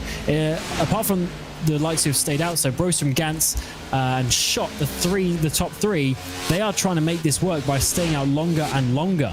So yeah, interesting one. 25 laps to go, and we still don't quite know how this one is going to be left. We've only got 6 drivers on the lead lap, but they are going much faster. For instance, on the previous lap, it was almost a second a lap, if not more a second a lap, for the drivers on new tyres. I did check Gunnarsson's pit stop when he did change right-hand side tyres. So he's not like just some sitting duck here that only changed one side and is now going to be slow and behind. But he's put himself a lap down. And does he have the pace to actually get the lap back on Ericsson under green? I think there's no way that's going to happen. So that's what sort of locks him into a hard position where he's P7, trapped a lap down. Very awkward middle ground for him, where he did the conventional thing and has been caught out. I think he'll get his lap back very quickly, though, because he's 3 and a bit seconds off Broström, the leader, and he's over a second a lap faster. So give him 2 or 3 laps, he will be back on the lead lap. But then, as you say, it's the gap to Ericsson, which is the important bit. That's going to be another 5, 6, 7 seconds that he's going to have to try and chase down in 20 laps. Yeah. I think Ericsson's played a strategy blinder here. I wasn't so certain of it at the time, but the fact that it stayed green, it's worked in his favour, and the Cancer Awareness 400 might see the same victor in the stage as you get at the final result as well. Here's Oliver Bohlin, who's on a similar strategy. He's got his teammate ahead. They're trying to get closer to Ericsson. Now, he's the black car just in front of him, so this is your podium battle. Gunnarsson a couple of seconds back. So actually, Gunnarsson isn't quite as far back as I thought. He is still in with the shout here. He's got his lead lap back, but he needs to try and chase down on some older tyres. Well, yeah, okay, the lap came back. I wasn't quite keeping track of the board. You're very, very right, but that hasn't really done much for his position. He's got 3 seconds now to make up with a 6-7 lap delta on the tyres of the 72. Not very much. You could do it on raw pace, but if you're just a faster driver, but time's running out for you. You have 10 minutes.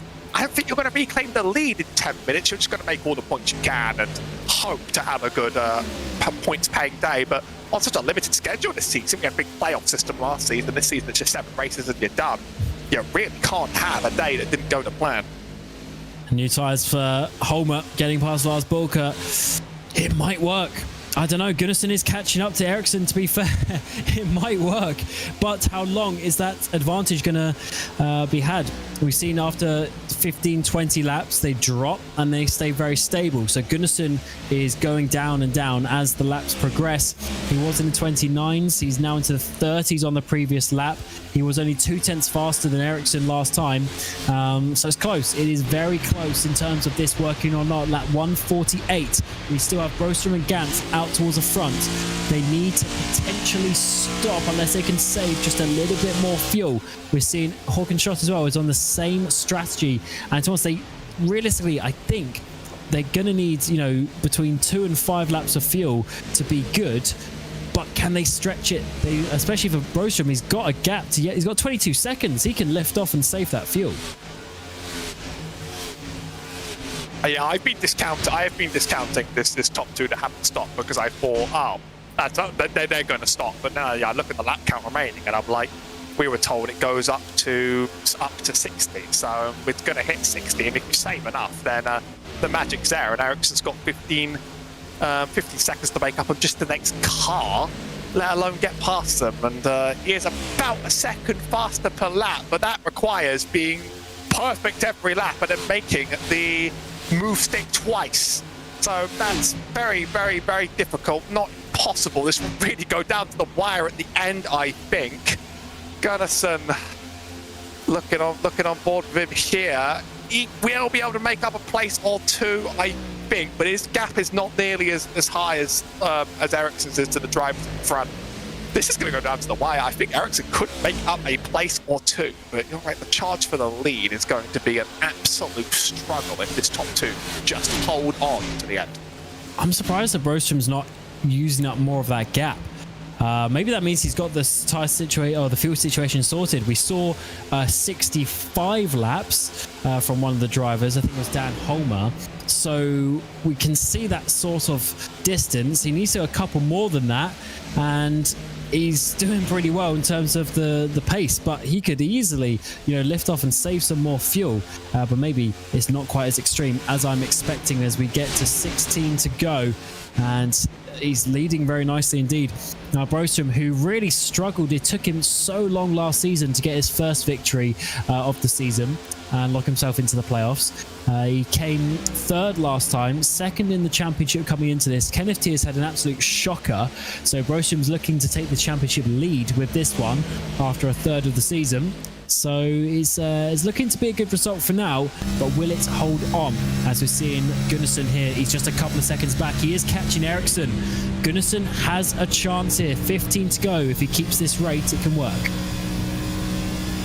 Getting up to someone at Charlotte, the next gen is one thing, getting past them is the next one. How big's the pace gap be when it was half a second on the last lap, and that's usually enough of a gap to sort of throw it ahead. I didn't realise the gap would be so much from just 7 laps of difference, but Gunnarsson is flying on by past another lap car, but you can see his real target up ahead down the road. It's Oliver Bohlin, and he's been running modestly well throughout this run, but he's getting reeled in. I don't know what Gunnarsson's ceiling is here though. Do you think it's 5th, 4th, or even better?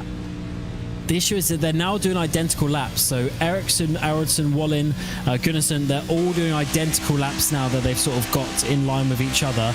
And Gunnarsson, if Bohlin and Aronson weren't there, and it was a straight couple of seconds gap to Ericsson, I think he'd be okay. The fact that he's got to get past a couple of cars, I think might just scupper him some time as Bulka gets shot as well.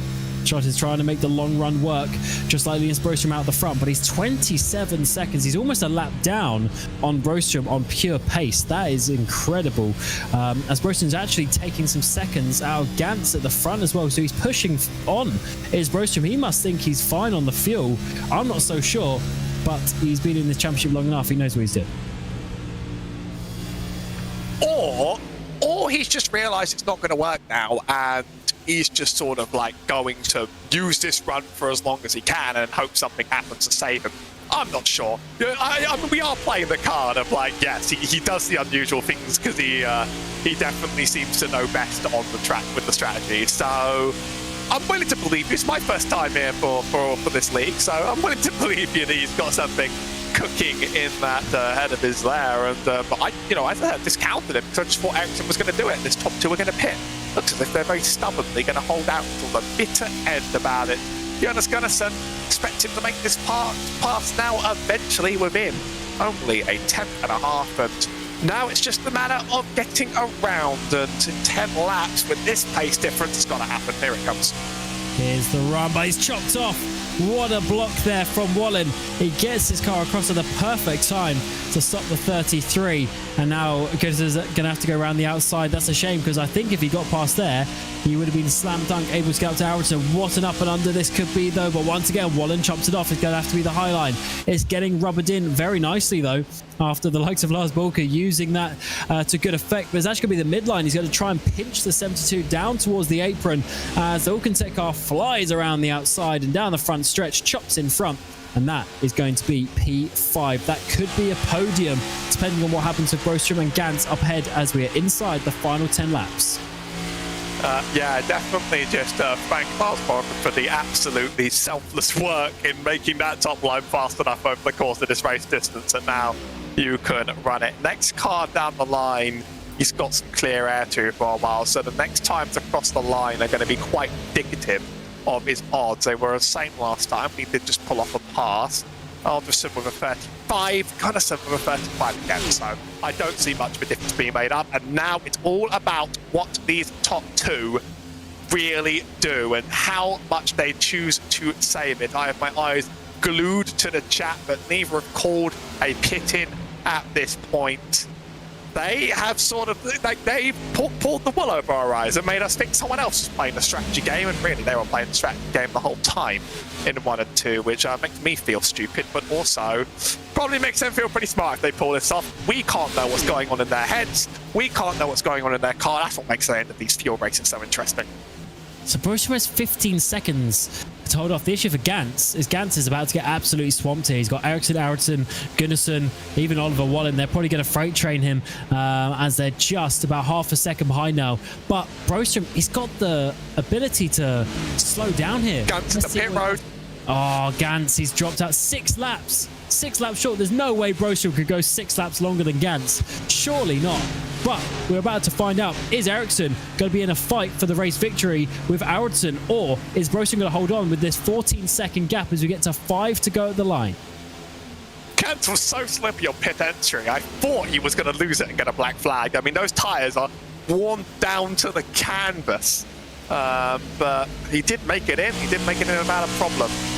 If Broström gives it up, then we really do have a bit of a chase. But the longer he waits, the less likely this chase is going to become a big one for the top 3, because gaps are meaningful. A second behind, then half a second, then a second again. I just have to stare onto Broström's car and just think about what he's doing beyond Broström calls it into the pit lane. But that is a false alarm on the surname front. As Lena stays out, doesn't make any call. Thinks he can do this with just 2 minutes to go in 4 laps. I don't think he pulls out now. Yeah, he's going to try and make it work. The lap time is going down, but not dramatically. Maybe he thinks he's got this as we work away off 4 for another time, asking 3 to go, 4.5 miles. As we're seeing, this is going to be Gunnarsson go past Fager. That's a shame for Fagerberg, isn't it? Now a lap down 31. He really was fighting up here. And you know, earlier I said about this series so far this season was a bit of a shake-up, but today is back to reality. We have the top sort of 5 or 6 drivers in this championship in the top 6 positions. That is pretty crazy, and it just shows when you get these long green flag runs, the best drivers work their way to the front. I'm keeping an eye on board myself with the 71 just to see if there's any differing strategies, if there's any lift off of the clutch. He is totally clutching it the whole way through the entry in the mid corner, so he's doing everything he can to finish this race. And if someone's doing that at this stage, either he'll be sputtering over the line or he knows that he has got it. Approaching the white flag now, having played the strategy game that even fooled us into thinking somebody else was playing the strategy game. P3 there's a battle on for, though. Gunnarsson on the back of Alderson, and this is going to have to be an on-track pass, and there's not much time to finish. White flag comes out. The Cancer Awareness 400 has been very green flag. A couple of important cautions, though, have set the strategic options. And now the 24's defending for the final place on the podium. Gunnarsson goes to the outside line as he'll work away through turns number 1 and 2. He's been fast all day, but he can't quite make it work. But in turns 3 and 4, the 71 of Linus Broström, he's going to save the fuel. And as we come across the line, he wins his first race of the season, and he will take the championship lead as well. He's played a strategy blinder here to win the Cancer Awareness 400. Ericsson will take a second place after his own strategy, but unfortunately just pipped by Broström, and Gunnarsson will get third place through turns 3 and 4. He's made it work, and Ericsson has to drop down into fourth. He's going to be massively disappointed with that one. Bohlin from the pole will get fifth, and Homer will come across the line in sixth. Classic Charlotte. When Charlotte stays green, it's not a wheel-to-wheel racing track. It's one where you roll your dice, you play a strategy, and then it all pans out by the very, very end. Not another track like this for quite a long time now. As this short season, we're going to be going to a lot of shorter and smaller tracks before we finish in Las Vegas. So this was your last chance to really show your stuff on the intermediate. But sometimes it just does become a fuel race again, and when it does, you got to be in the right place in the right time. I think we were double bluffed by Broström, but that's a perfect finish. 67 laps he went at the end. It all came even from that first pit stop where he decided to stay out. He saved the extra set of tires, and then when the stage caution and the further caution came, he was able to go long and go all the way to the end. It was just a little bit of a push. 67 laps. We were told fuel was going to go about 60 or so, but he saved everything, and he went longer than anyone else today to get to the end. Everyone else backed out of that strategy apart from Håkan Schott, who finished just shy of a lap behind. Is a lap faster than his old teammate. So Broström takes the victory for Polski Logistics, with Ericsson in second place and Gunnarsson for Alcantech getting the final place on the podium. Ericsson, Bohlin and Homer the next cars behind, before Bulka, who gave us a lot of entertainment tonight. Erling as well making some good moves. Robert Ericsson, Håkan Schott there inside your top 10. Ericsson getting the fastest lap on 130. Leuven, Lindhoff, Fagerberg, Uven and Gantz all unfortunately laps down by this point. Eck, Kjellberg, Bohlin, Broström and Helmbro, your top 20. Lundberg, Forsden, Skoglund. Kenneth T, your championship leader coming into this race. He's going to drop down quite a bit. No drop rounds, of course. And Marcus Stiller, who was up inside the top 10 points, but unfortunately 70 laps down. And Oscar Motin, who, to be honest, we didn't really speak about too much today, getting involved in, I believe, the first caution. So let's take some words from the drivers from today's race. The 71, Linus Broström and Linus, that was quite a remarkable performance. You had the strategy on your mind all day today. Firstly, I want to know, what was your idea to be the only driver not to stay out of that first caution? Well, first of all, my strategy is completely based on the fact that I am completely sick, fever and everything, so I knew that I'm not going to be able to compete on pace today because I won't be able to focus enough, so I just had to get an alternate strategy, which was the fuel saving. To stay out at the beginning, I thought, well, if I save enough fuel here, I could make it to this stage without pitting, and I didn't think anyone was going to take tires that early, so I could, stay in positioning, score a few points. Not really sure why. Plus, it would give me a couple of lead laps. In the end, that turned out to be the worst decision I've ever made. Nearly 2 laps down. But yeah, then after the restart, I just had to try and race the best I could, get up through the field.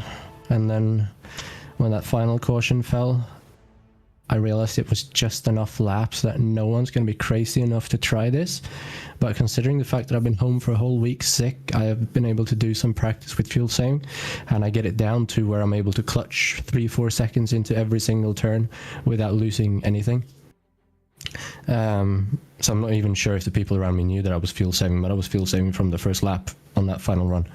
And the last few laps I had to clutch even more, and I finished the race with 0.2 gallons of fuel, which is down to turn 1. That's an amazing strategy. So that was your plan all day. That's very interesting, with how you obviously did the practice on that one. So just how did you find this track overall? Because it seemed like the battling was actually pretty good out there. You seem to have a good pace. It seems like it actually works pretty well when we get these long green flag runs. Yeah, it's a fun track to drive. It's very weird. Like 1 and 2 is completely different from 3 and 4, and the exit of 3 and 4 is really tight. Now this setup was pretty tight as well.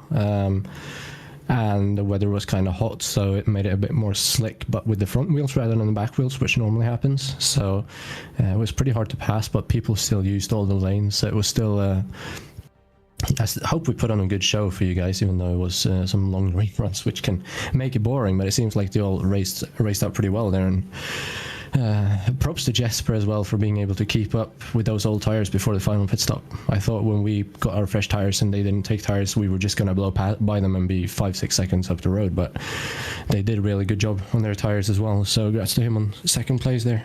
And obviously to my team for starting the season off with 3 wins in 3 races. Yeah, I was going to say that you're having a great start to the season. Championship League coming your way.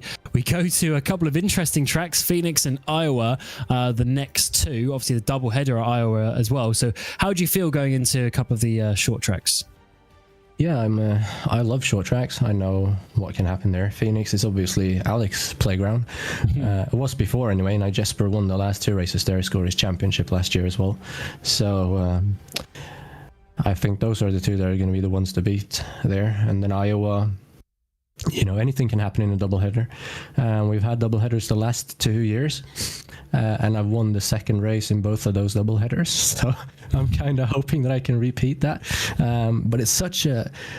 We're missing a few top drivers here, but it's still a pretty competitive field and a lot of different drivers up at the front. So when you reverse the grid, like the top 25, like today, we were only like 25 drivers.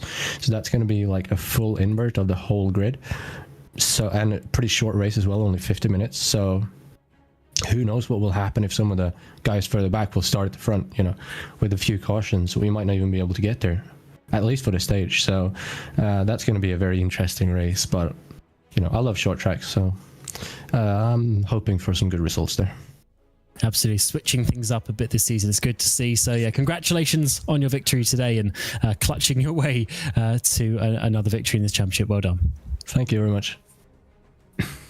Oh, and then next we will bring in the number 37 of Jesper Eriksson, who, to be honest, you probably thought you were going to have quite an easy victory today. You had amazing pace. You led for so many laps out towards the front. You always had, you know, a second or so at the front. But unfortunately, Lena C saved enough fuel at the end. Did that surprise you?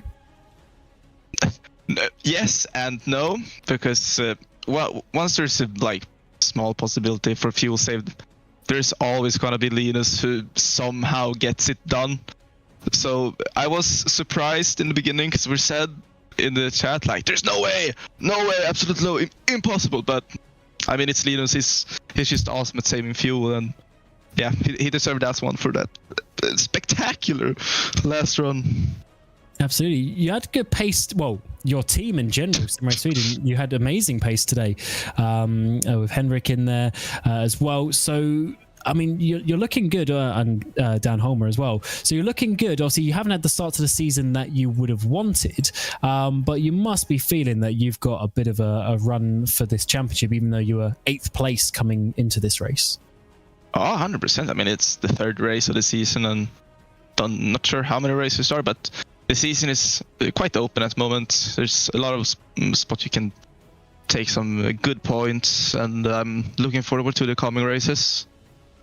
Don't know where we're going next, but it's probably going to be a good track because you're turning left, and all left tracks is a good one, so looking forward to it. But we had good pace today. It was just, as me and Holmer said in the beginning, whatever we do in strategy will be the wrong one, even if we do the same thing as the others. And for some reason, we took tires in the first pit stop because we were like, okay, so why did we do that? But it did kind of work in the end. We were just lucky there wasn't any cautions towards the end. Otherwise, it's flawless race for us. Some mistakes and strategy, as I said, but otherwise good. And you go to Phoenix next, which you have good memories from. So what do you think you can do there? Of course, it's not the championship race this time, but midpoint in the season, you certainly must be feeling quite confident there. Oh, absolutely. Phoenix has been a good race for me the last seasons, especially the last season with the Xfinity cars. It has been decent to me in the next-gen cars. I don't think I've won once, but as we all say in the Swedish iRacing League, that's Phoenix. It's Alexander Aldersson's track. him and that track just go together like a hand and a glove. So gonna be hard probably with him. Otherwise, I'm feeling confident. Those tracks do kind of fit me a bit more, I feel like, when it's low banking and more of a road course type track. Certainly, it's going to be a lot of pressure on Alex to win that one. But yeah, congratulations for today. Another podium to your name. And yeah, we're certainly going to speak to you again, I'm sure, this season. Hopefully, guys. Have a good one. Yeah, see you later. And then lastly, we'll bring in the final driver on the podium, Jonas Gunnarsson, the number 33 Alcantech, who once again was so consistent up towards the front and a lot of pace in that purple machine of yours, Jonas. So you must be fairly happy with that race, but unfortunately, you weren't quite able to challenge Jesper at the end there. The gap was just a little bit too big, wasn't it? Yeah, feels good to be back in the booth, by the way, after 2 bad races. But yeah, Jesper did pit so early. I tried to overcut on him because he went too early for me if there was a yellow or something. So I tried overcut, but didn't work today. But only lost 1 position on it. Linus did a great job fuel saving. Yeah, certainly. Do you think there's anything you could have done differently to try and get, well, obviously you were never going to catch Linus at the end, but anything you could have got to get to Jesper in terms of the lap that you made your pit stop, or do you think that was, for you, the perfect lap to pit? I don't know, because I never raced Jesper on same tire, so I don't know really how good it was at tire saving. But if I pitted at the same time as him, I pitted like, I think it was like 10 seconds in front of him, so got 10 seconds advantage. Maybe I could have taken him, but I tried the fuel save when I was behind Jesper at the last restart, and I bailed out of it. Yeah, it's only a tricky one today, but I'm glad to speak to you. As you say, bit of a tricky start to the season, P16 in the championship coming into this. A lot of points gained back today, though, after there's issues for quite a few drivers ahead of you in the championship. So what do you think you can do coming to Phoenix next? Phoenix is usually a good track for me, so I think I can get P3 maybe, behind Arielson and Jesper. Maybe they crash P1. That'd be quite something. So yeah, we look forward to that, and congratulations on your podium today. Yeah, thank you. All right, well, that concludes the podium and the interviews for today's Cancer Awareness 400 round through the Bohlin Svenska Eracingligan. It's been a whole load of fun with myself, Cam Roger, Howie Burrows alongside me, and of course Hugo Louise on the production of this RaceSpotTV broadcast. We go to Phoenix in a couple of weeks' time, but of course next week we'll be back for the road course action with the Porsche Cups going to the Gilles Villeneuve circuit as well. So every single week alternating between the ovals and the road course series all the way up towards Christmas. It's going to be a whole load of fun, so join us next week. We're going to go Porsche Cup racing, or in a couple of weeks time back at Phoenix. It's going to be a whole load of fun. We'll see you then, and thanks for watching.